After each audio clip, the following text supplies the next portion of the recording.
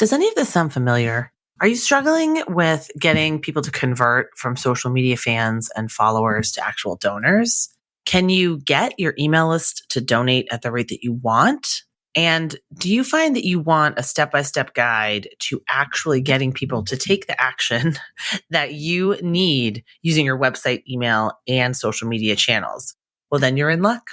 I created the digital fundraising formula to walk you step by step through this process and to leave you feeling calm, refreshed, and motivated to raise more money online. So just go to www.digitalfundraisingformula.com. That's digitalfundraisingformula.com. Enroll now and don't miss it. Class starts September 12th. Hello, and welcome to Nonprofit Nation. I'm your host, Julia Campbell, and I'm going to sit down with nonprofit industry experts, fundraisers, marketers, and everyone in between to get real and discuss what it takes to build that movement that you've been dreaming of.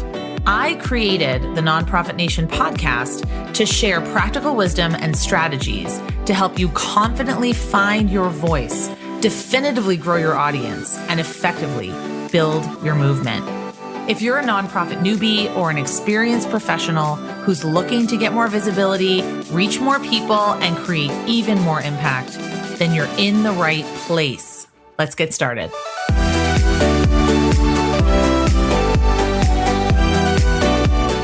Hi, everyone. Welcome back to Nonprofit Nation. Thrilled to have you here as usual. And I'm your host, Julia Campbell. And today we're going to be talking all things boards, board development, how to engage your boards, how to get them to understand the scope of their responsibilities. And I have a special guest, Mickey Desai. He's the founder of nonprofit Snapshot LLC, which is a for-profit company that provides assessment tools and support to a national audience of consultants who work with nonprofit entities. He's creating a soon-to-be-released app, which we will definitely talk about. He's also a podcaster.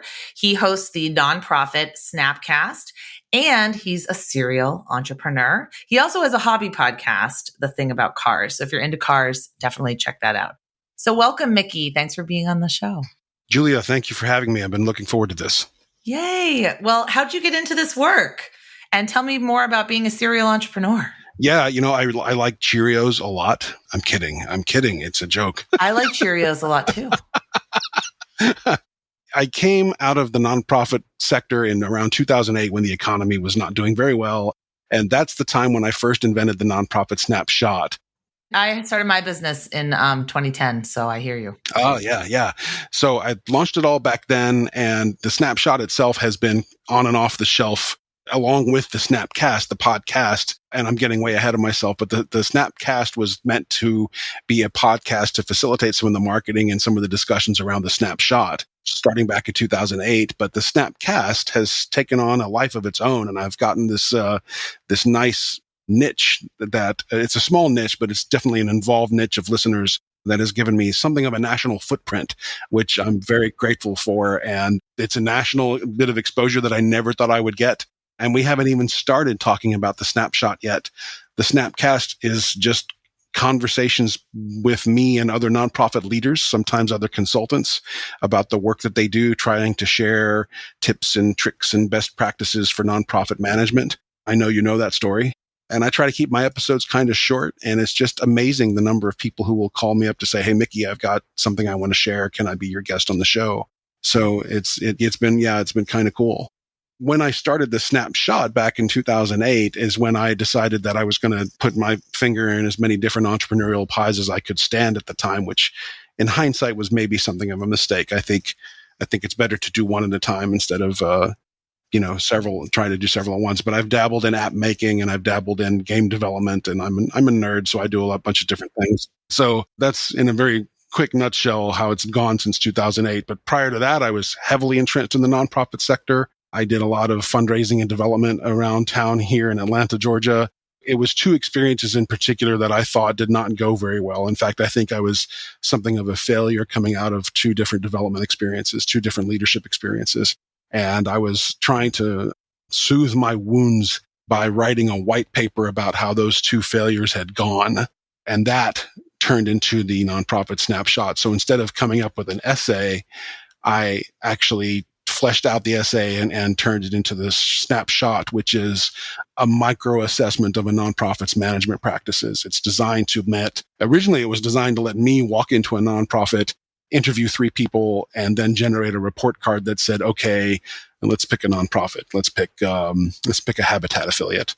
This Habitat affiliate, small Habitat affiliate may get a B+, and then we'll explain why. And then why is divided up amongst 10 different subject matter areas. So I've appified the entire process. Step 2 is to do an alpha test, get some feedback on that. So the alpha test is going to happen any day now.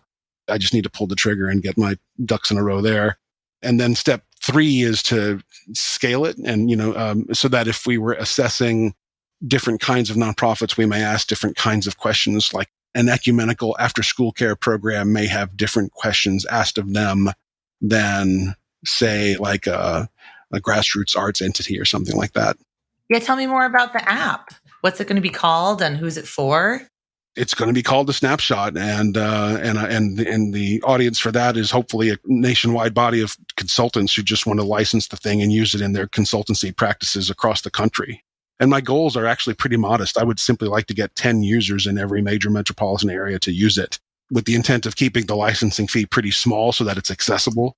Let's see if we can just help shine a light, that good 5-mile perspective on management practices. And the snapshot, I should say, is not meant to solve problems, right? The snapshot is meant to simply illuminate where the deficiencies are from a management perspective. And so that way, all I'm doing is putting the stethoscope in a consultant's toolkit. They can pull it out and use it to figure out where the actual work needs to get done. I'm getting ahead of myself. It's designed to shorten discovery phase for a consultant. And it's designed to help make an organization not waste their time and resources on stuff they don't need. And one example I point out is I did a snapshot for a local mental health entity that thought they needed a marketing consultant. And they did. They needed some marketing help, but they needed a lawyer first. They didn't realize that. And in their case, it was for fairly simple and obvious reasons. It's just no one ever thought that they needed to cover their HIPAA angle and get all that protected before they started working with a third party. So, wow. So it's illuminating gaps. Yeah, it's exactly, pretty much. And I confess, between you and me and your listeners, there's something of an ulterior motive behind the snapshot, because it's meant to be something of a board education platform. It's not like, it can't be that, right? It is simply just a micro assessment. But almost everything the snapshot measures comes down from board leadership, right? Is the board equipping their staff to do certain things?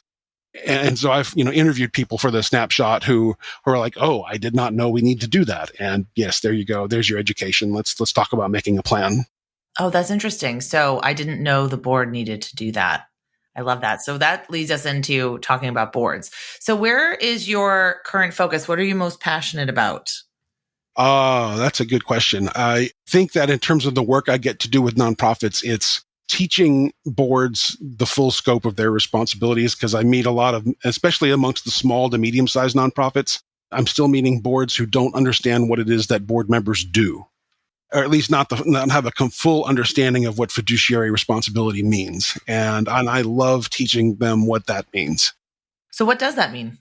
There's 2 ways that I like to say what board members do. And the polite way is that if you're a board member, your board has to be your primary philanthropic concern for the year.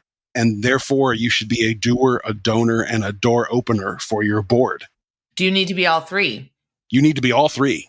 And if you can't be all 3, please help your organization find people who can.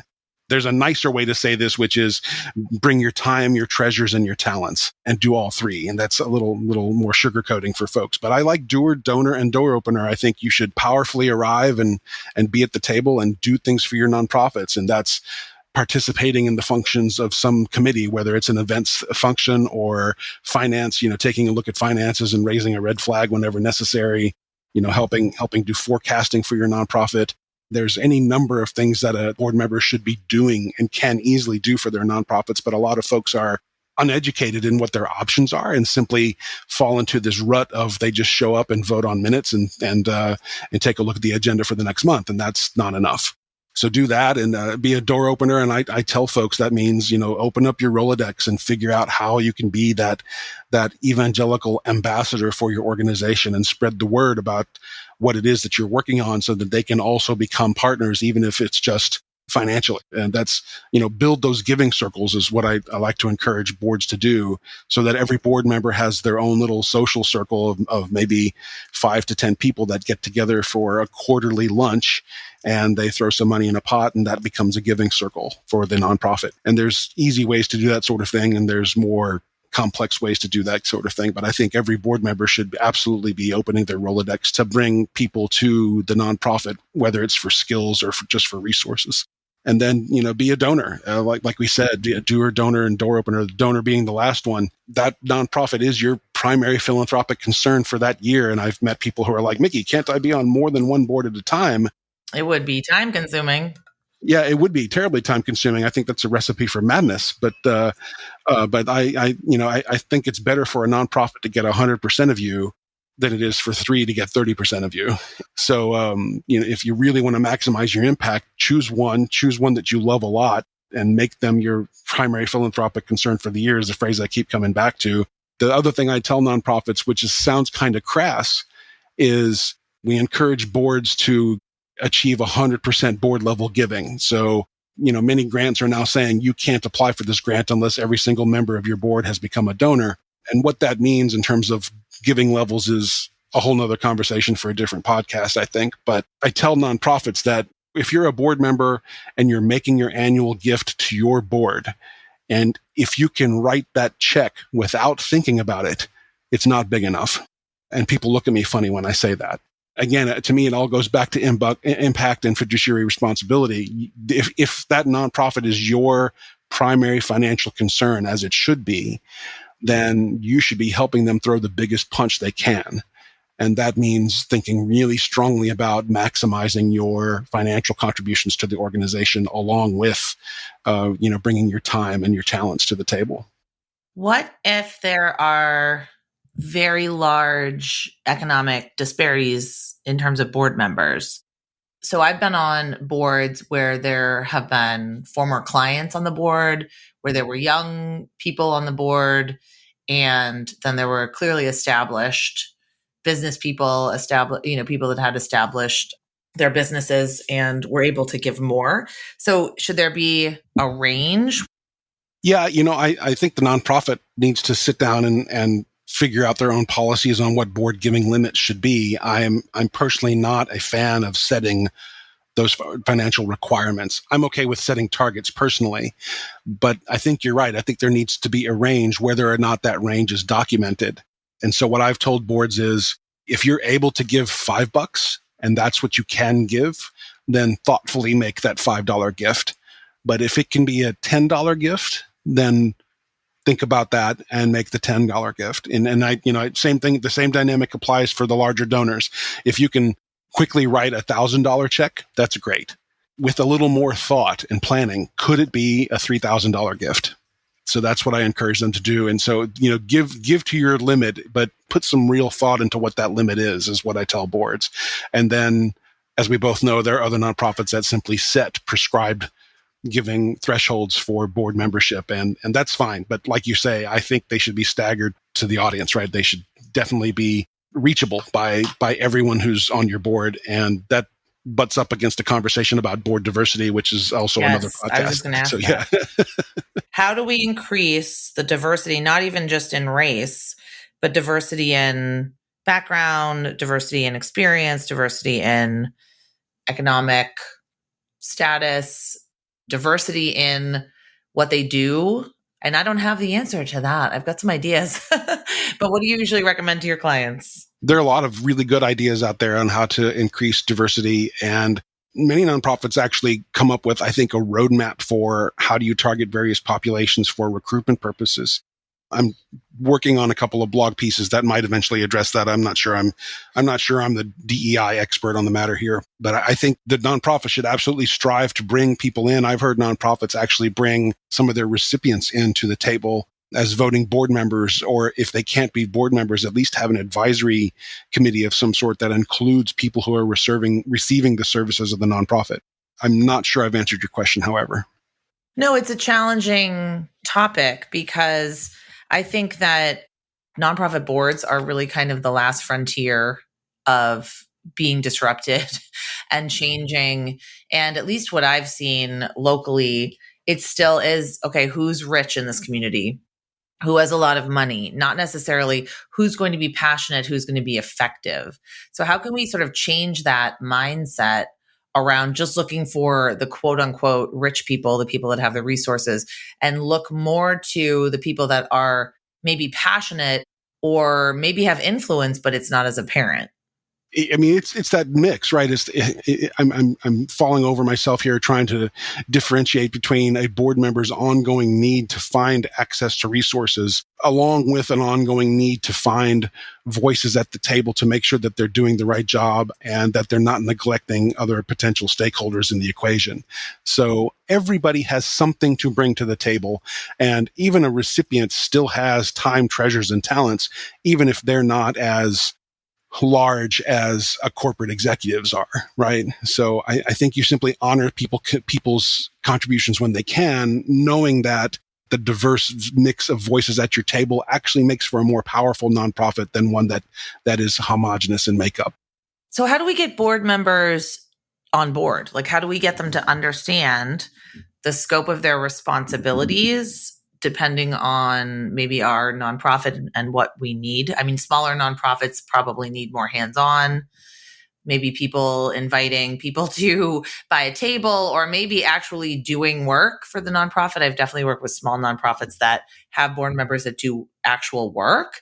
And then how do we get them to understand how their oversight responsibilities work? And I'm sure you hear this all the time. What I'm thinking of is that nonprofit that says to me, oh, my board doesn't do anything. My board doesn't do anything. What's the answer to that? One of the best tools I've seen is to hand board members a menu. Oh, I love it. Like an a la carte. That's exactly right. And it looks like a restaurant menu, and they get to pick an entree, and they get to pick an appetizer, and they get to pick a dessert.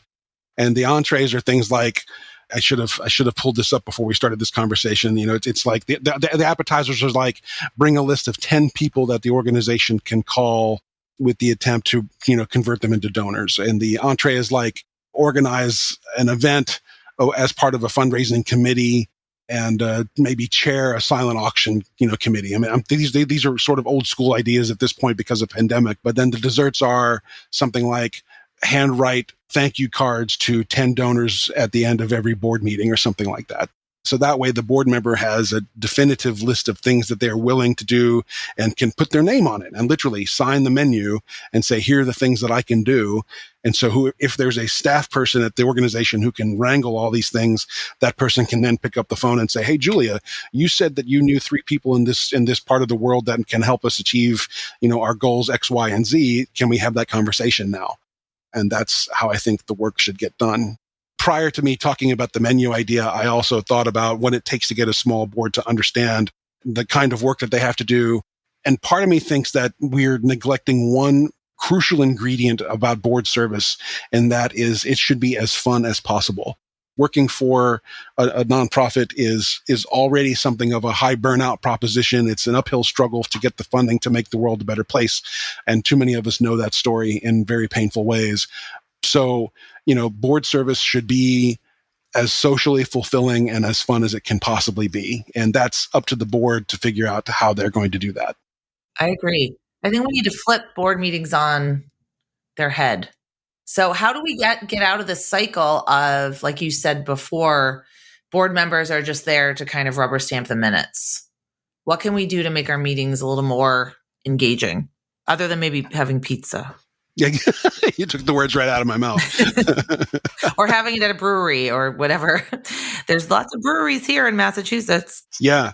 One effective tool, there are 2 things that I can think of, and now that I'm thinking about it. One effective tool is to bring a stakeholder into a board meeting, a recipient, and let them tell their story at a board meeting. Another thing that I've done with the boards that I've served on is to make sure the mission is printed at the bottom of every agenda in the footer so that you don't forget on what you're working on.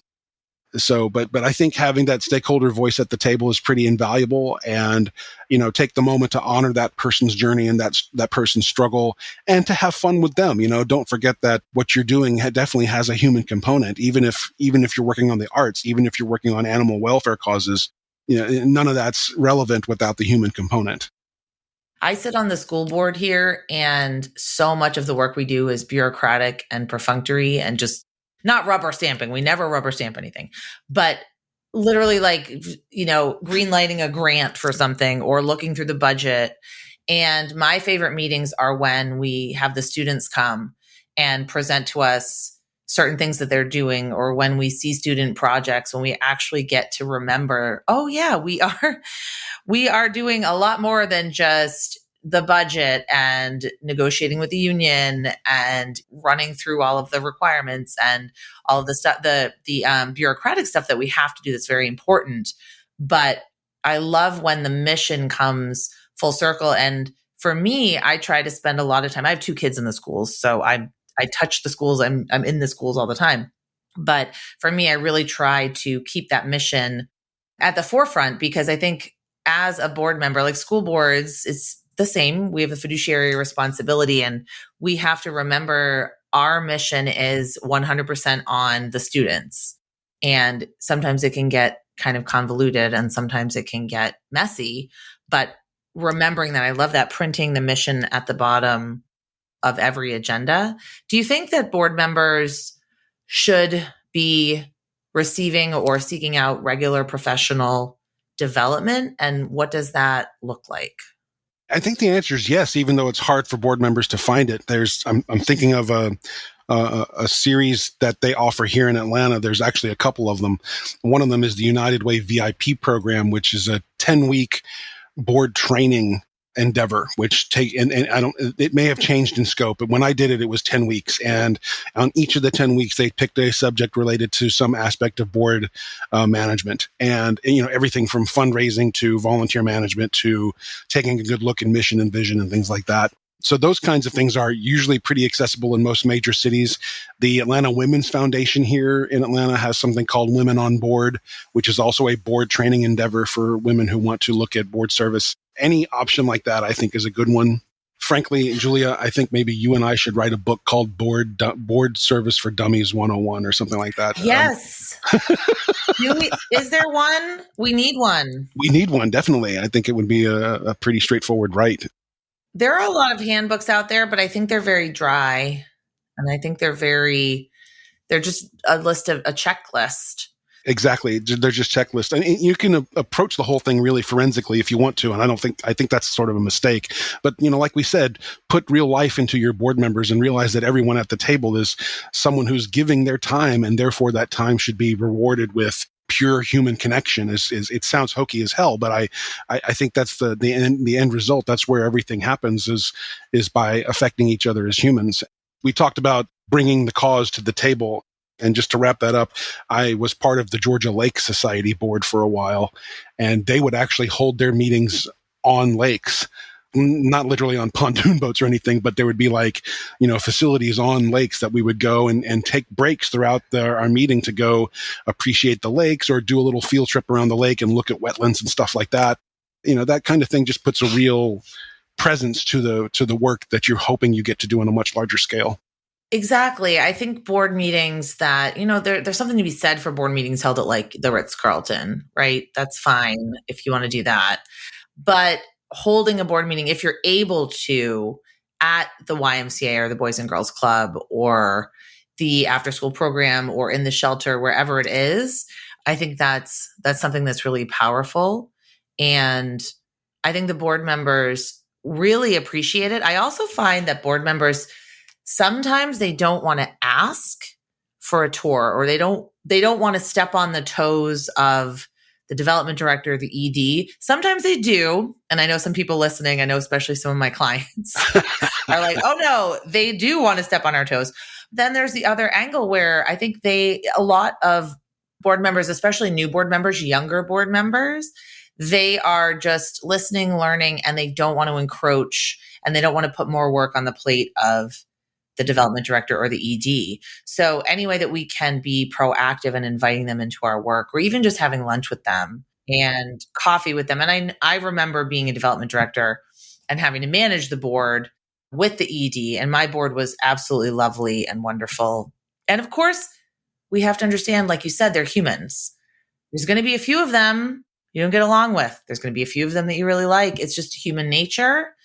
And there's also seasons. So sometimes a board member might be having a new baby, or sometimes a board member might be going through tax season, or we have to understand that they're human, they're volunteers, they're dedicated to the cause, but there are different, there's all sorts of stuff going on behind the scenes that we don't know. Exactly. That's exactly right. You touched on something a second ago. I've often said that it's the nonprofit's duty to make sure that their development people get to interact with every single board member to help the development effort. And I think that, new board members should not wait for the development director to call them. I think new board members should get on and learn the machinations of the actual nonprofit, but then that new board member should be proactive in calling at least the development director, if not the executive director, to say, hey, let's go have a cup of coffee and talk more about, the immediate board agenda for me as an individual. And there's nothing wrong with doing that. Well, tell me about your podcast. I love talking to other podcasters. How long have you been doing the nonprofit Snapcast? Oh my goodness. I'm losing track of time. I want to say that I've been doing it in earnest for going on 4 years now. Maybe less than that, maybe 4. I don't know. And I can try to look that up here in the background while we're talking. But technically, I started it back in 2008 when I started the nonprofit Snapshot. And I did a few episodes back then, but 2008 was not really prime time for podcasts. You're ahead of the curve. Maybe. So yeah, 3 years. My podcast host says that I've been doing this for 3 years. I've done how many episodes? 279 episodes in that time. And it's just been a ton of fun meeting people across the country, in fact, across the world, to talk about various nonprofit things that apply to an American nonprofit audience. So I'm really enjoying that kind of interaction with folks. What are some of your most memorable podcasts? You don't have to call people out by name, but some nuggets of information that stuck with you. There was one woman who's got an accounting and a finance background who talked about the most damaging mistakes people can make with the Form 990. That one, it seems like a really dry topic, and it is, right? It's just finance. People, and I'm one of those people who looks at spreadsheets and I start to glaze over once I get past the second column. That's that kind of thing is I think, incredibly valuable to think about your 990 as being a central pillar of what finance is supposed to be for your organization and to use it as a tool. I've had another guest who said you should be using your 990 as a tool to help your nonprofit tell its story. And I think that was an interesting way to look at the 990 and not just an IRS obligation that costs you money to do at the end of the year, right? I did a case study with an organization out of Grand Rapids, Michigan, with one consultant talking about some assessment work that they did with one of his clients. And that was, I think, great. I would like to do more case studies to talk about interventions to help nonprofits improve either leadership or programs. There's something I want to do just to turn the table a little bit. I would like to do a CRM bake-off. It's been on my desk for a long time, and I just haven't put any money into money. I haven't put any time into it. Bake-off. Yeah, we were going to call it a cage match originally, but then decided that maybe that was a little too aggressive or violent. So CRM Bake Off, when the intent there was to create an actual ladder system to get people to debate the various merits and downfalls of their chosen CRM system, and then have like a final four moment or semifinals or something like that, leading down to whoever. So like March Madness? It's something like that. We'll start with maybe 6 to 8 of the bigger ones. There's Donor Perfect, there's Salesforce, there's, I can't think of the others now. All of a sudden, Black Claw, Neon One. Thank you. Yeah. Forgive me, my lovely friends who work at all of these. Yes, and then I have so many friends that work at CRMs, like QGive and Bloomerang and Little Green Light, and there's so many. But you're right, you need to do it tiered. Exactly. It needs to be tiered. My original thought, one of the original thought was just to put 4 of them on mic at once and let them have it out. And I'm like, no, that's not organized. Okay. Well, I I'm sure you do too. I know a lot of people, and there probably some of them are listening. So if you're interested in a CRM bake-off, contact Mickey. And Mickey, that's a perfect segue. Where can people contact you? Yeah, folks can easily find me on LinkedIn. Just look for Mickey Desai. That's D as in David, ESAI. And it's Mickey like mouse, but don't get me sued by Disney for anything. They've got bigger fish to fry these days, I think. I think they do, yes. But otherwise, the nonprofit Snapcast website is a good way to get me. That's nonprofitsnapcast.org, and nonprofitsnapshot.org is also sending emails directly to me. But LinkedIn works just as well as email, and I'm happy to talk to anyone about any number of things as they relate to nonprofit management. Awesome. Thanks, Mickey, for being here. It was fun. Julia, this has been great. Thanks for having me on.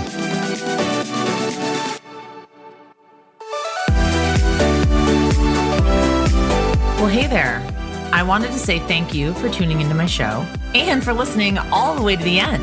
If you really enjoyed today's conversation, make sure to subscribe to the show in your favorite podcast app, and you'll get new episodes downloaded as soon as they come out. I would love if you left me a rating or a review, because this tells other people that my podcast is worth listening to. And then me and my guests can reach even more earbuds and create even more impact. So that's pretty much it. I'll be back soon with a brand new episode. But until then, you can find me on Instagram at Julia Campbell 77. Keep changing the world, you nonprofit unicorn.